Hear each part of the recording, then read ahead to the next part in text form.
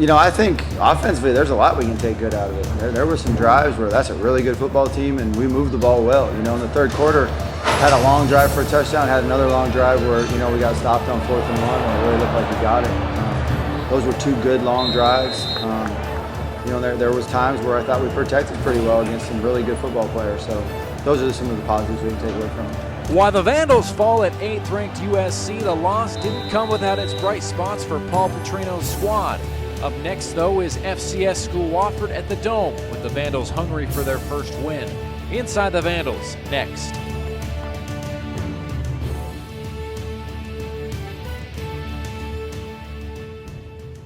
Hey, welcome into another edition of Inside the Vandals. So happy you could be with us. I'm your host, Tom Purvis, and I'm joined now by Idaho Vandals head football coach, Paul Petrino. Coach, thanks for being with us. Thanks, good to be here.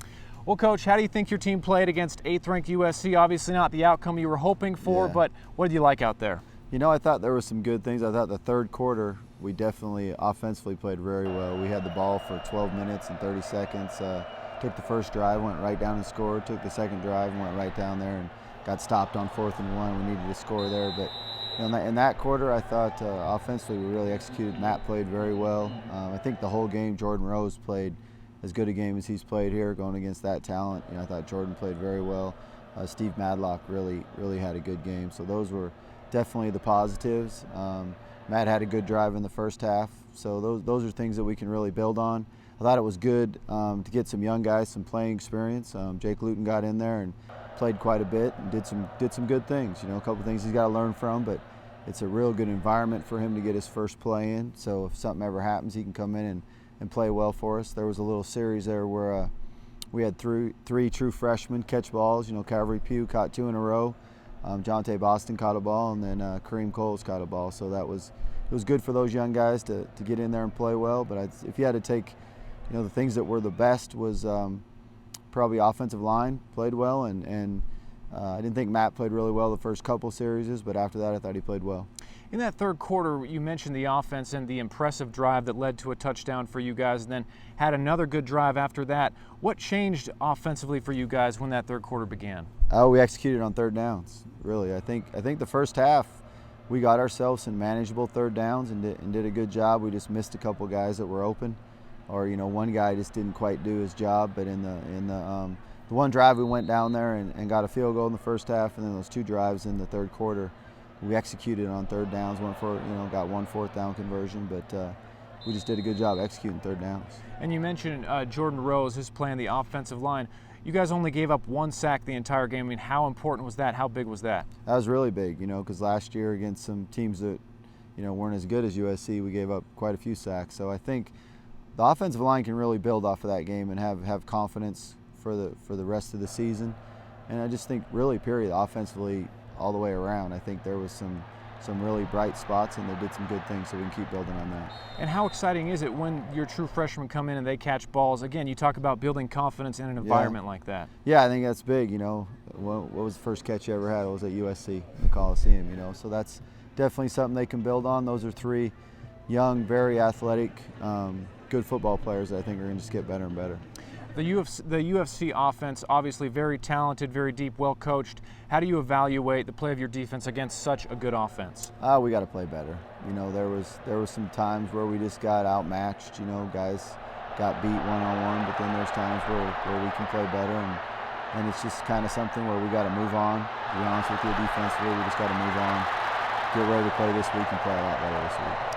We talked last week about when you play these big opponents, you get a true sense of where your team is at. Were you happy in that respect from what you saw on Saturday? I was happy with some things on offense, to be honest with you, and I thought we had some good coverage. Some guys did some really good job getting down and covering on punt. Our punt team, they had one of the best punt returners in the country. We did a good job getting down there and covering him. I thought we did a good job. Austin did a really good job of kicking the ball. So those are the things that we can build on. Matt Linehan and Jake Luton, you mentioned both of them getting in, Jake especially getting that experience in the Coliseum. How do you evaluate their play, and what can they build on? I think Matt can build on a lot. Right now, after 2 games, he's completed 70% of his passes. I think that's big. In that game, he really did some good things. I think, our future right there at the quarterback position, Jake went in there and and played well and did some good things. He missed a couple things, but that's his first start. That's going to happen, or his first time playing. And I think the quarterback position right now for us is one of the brightest positions on our team. Another big positive for you guys, didn't turn the ball over at all. Yeah, we didn't turn the ball over, and we only had 3 penalties. So, you know, that's something, or excuse me, only had 2 penalties. So that's something, that's what we've been talking about all along, to turn it around and to start winning games. You can't beat yourself. So we didn't turn the ball over, and we only had 2 penalties. So that's something. If you do that against most opponents, you're going to give yourself a great chance to win. After a game like this, again, against a really big opponent, how long does it take for you to move on? What's your message, and what was your message to your team after the game and even during meetings, watching film on Sunday and at practice? You know, we had to move on immediately, to be honest with you. We came out last night, and I thought we had good emotion, good fire. I thought the guys practiced hard.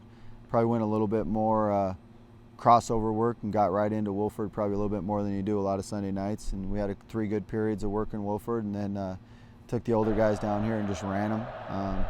Ran them a lot to get the soreness out, you know, because it was a physical, hard-hit game. And the young guys went to the other end and scrimmaged it and worked hard on getting better. But probably moved forward a little bit quicker than a lot of times. There's some things we had to learn from, had to see on tape.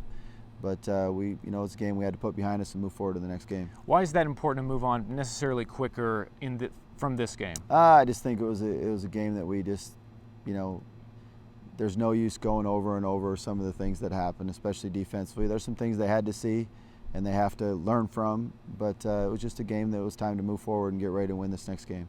He's Vandals head coach Paul Petrino. We're going to take a break, and when we're back, we'll look ahead as the Vandals are back at home here in the Kiwi Dome, getting set to take on Wofford. That's up next here on Inside the Vandals.